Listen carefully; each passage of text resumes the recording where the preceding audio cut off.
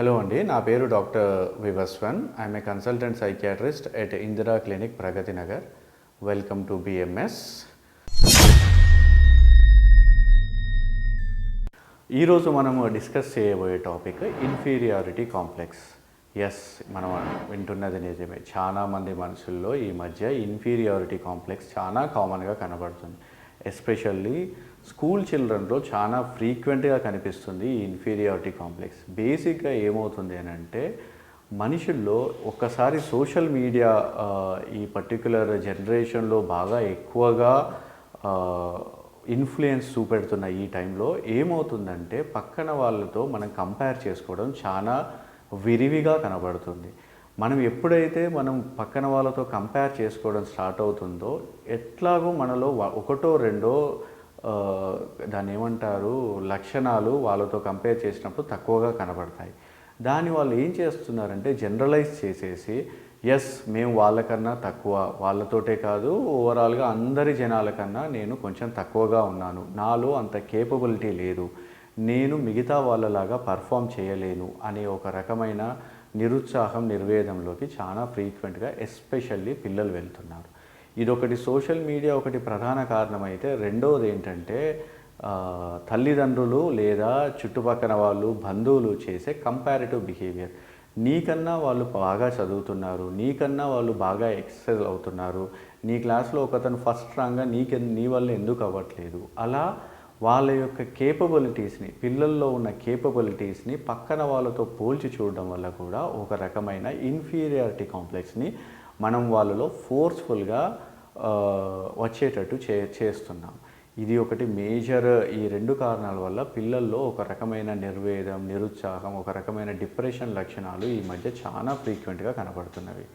And రెండవది ఏంటంటే, పెద్దవాళ్ళలో ఈ మధ్య ఏమవుతుందంటే, ఎస్పెషల్లీ రిలేషన్షిప్ ఇష్యూస్లో ఏమవుతుందనంటే, కంపేర్ చేయడం చాలా ఫ్రీక్వెంట్గా కనబడుతుంది. పక్కన వాళ్ళకి మంచి మంచి ఇండ్లున్నవి, వాళ్ళు 3 BHK గేటెడ్ కమ్యూనిటీలో కొనుక్కున్నారు, వాళ్ళు మంచి ఉద్యోగం చేస్తున్నారు, వాళ్ళకి ఫారిన్లో అదేంటది ప్లేస్మెంట్ వచ్చేయండి, వాళ్ళు అక్కడికి వెళ్ళి బతుకుతున్నారు, వాళ్ళు హ్యాపీగా బతుకుతున్నారు. ఇలాంటి కంపారిజన్స్ కూడా చాలా కామన్గా ఈ మధ్య సొసైటీలో వస్తుంది. ప్రతిదాన్ని కంపేర్ చేయడం, మనకున్న జీతం కన్నా పక్కన వాడి జీతం ఎక్కువగా ఉందని, మనకున్న నగల కన్నా పక్కన వాళ్ళకి నగలు ఎక్కువగా ఉన్నాయని, మనకున్న లైఫ్ కన్నా పక్కన వాళ్ళ లైఫ్ బాగా ఉందని, ఇలా ప్రతిదాన్ని కంపేర్ చేసి ఒక రకమైన నిరుత్సాహము, నిర్వేదంలోకి మనం చాలా ఫ్రీక్వెంట్గా జనాల్లో కనబడుతున్నాం.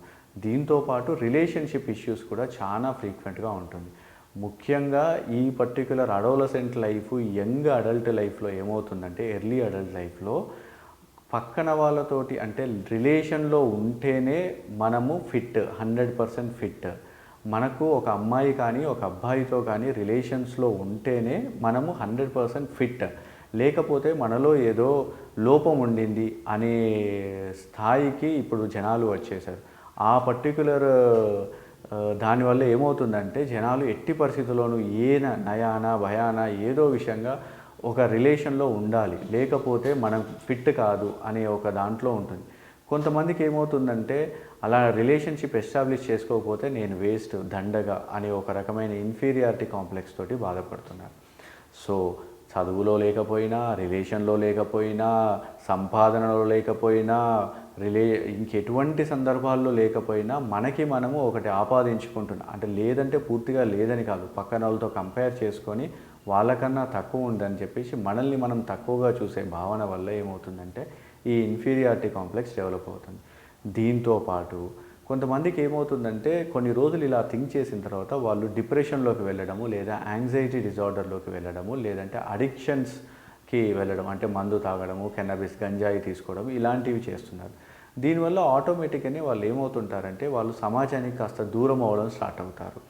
అంటే యాక్టివ్గా ఫంక్షన్స్లలో అక్కడ ఇక్కడ పార్టిసిపేట్ చేయకపోవడము, ఏదైనా డిస్కషన్ ఉంటే యాక్టివ్గా పార్టిసిపేట్ చేయలేకపోవడము, తన లైఫ్లో తీసుకోవాల్సిన నిర్ణయాల గురించి యాక్టివ్గా పార్టిసిపేట్ చేసుకోవడం, అలా మెల్లిగా విత్డ్రా అవుతూ ఉంటారు సొసైటీ నుంచి, పర్సనల్ లైఫ్ నుంచి, ఫ్యామిలీ నుంచి. దీనివల్ల కూడా over a period of time I'm worthless, I'm useless అనే సిచ్యువేషన్కి వచ్చేసి సూసైడ్ చేసుకునే సందర్భాలు కూడా ఉంటాయి. సో ఇంత ప్రాముఖ్యత ఉండింది ఈ ఇన్ఫీరియారిటీ కాంప్లెక్స్ యొక్క సిచ్యువేషన్ చుట్టూ. సో కాబట్టి ఎవరికైనా ఏ మనిషికైనా నేను పక్కన వాళ్ళతో పోలిస్తే సరిగ్గా లేను, తక్కువగా ఉన్నాను ఇలాంటి ఆలోచనలు వస్తే మాత్రం ఎట్టి పరిస్థితుల్లో నిర్లక్ష్యం చేయకండి. దగ్గరలో ఉన్న సైకియాట్రిస్ట్ దగ్గరికి వెళ్ళేసి ఒకసారి డీటెయిల్గా దాన్ని ఏమంటారో అనలైజ్ చేసుకోండి. లేకపోతే ఏమవుతుందంటే మనము అక్కడ ప్రాబ్లం ఏమీ లేకున్నా ఒక సృష్టించుకున్న ప్రాబ్లం తోటి ఇబ్బంది పడి మన పొటెన్షియల్కి తగ్గట్టుగా మనం పని చేయలేక మన వల్ల మనకి ఇబ్బంది అయ్యి, మన వల్ల మన ఫ్యామిలీకి ఇబ్బంది అయ్యి ఒక రకమైన సిచ్యువేషన్ క్రియేట్ అవుతుంది. అలా వద్దు.